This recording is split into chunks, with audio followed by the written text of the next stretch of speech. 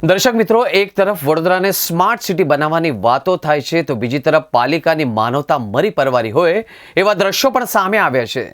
કારેલીબાગ વિસ્તારમાં આવેલા ખાસવાડી સ્મશાન ગૃહમાંથી એક અત્યંત શરમજનક અને હૃદયદ્રાવક વિડીયો સોશિયલ મીડિયામાં વાયરલ થયો છે।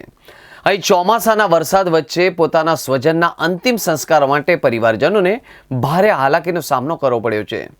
સામાન્ય રીતે માણસના મૃત્યુ પછી તેને સન્માનજનક વિદાય મળવી જોઈએ, પરંતુ ખાસવાડી સ્મશાનમાં સ્થિતિ સાવ વિપરીત છે।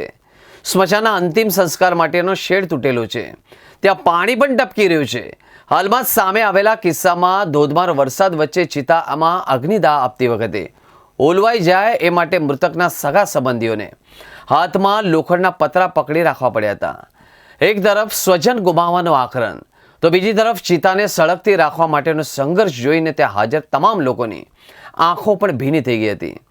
આ વડોદરાના વહીવટી તંત્ર માટે ડૂબી મરવા જેવી વાત છે। જીવતે જીવતે સુવિધા ન મળી પણ માણસના મોત પછી પણ તંત્ર નરક જેવી યાતના આપી રહ્યું છે। કોર્પોરેશન દર વર્ષે વિકાસના નામે કરોડો રૂપિયાના બજેટ મંજૂર કરે છે।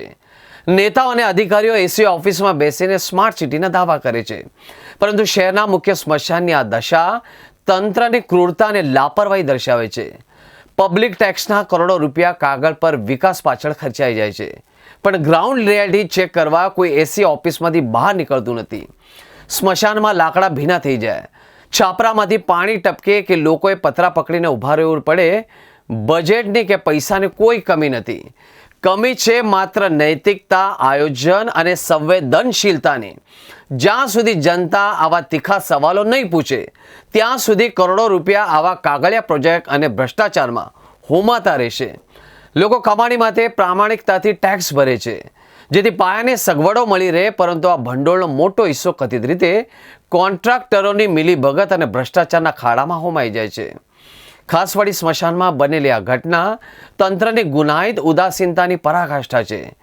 કોઈ પણ શહેર માત્ર ઊંચી ઇમારતોથી સ્માર્ટ નથી બનતું, તેના વહીવટી તંત્રના વિચારો અને સંવેદનશીલતા સ્માર્ટ બને છે।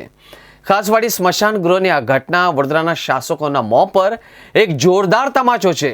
હવે જો જનતા મૌન રહેશે તો તંત્ર વધુ બેફામ બનશે। લોકશાહીમાં પ્રજા સર્વોપરી છે, માટે હવે સવાલો પૂછવાનો અને જવાબદારી નક્કી કરવાનો સમય આવી ગયો છે।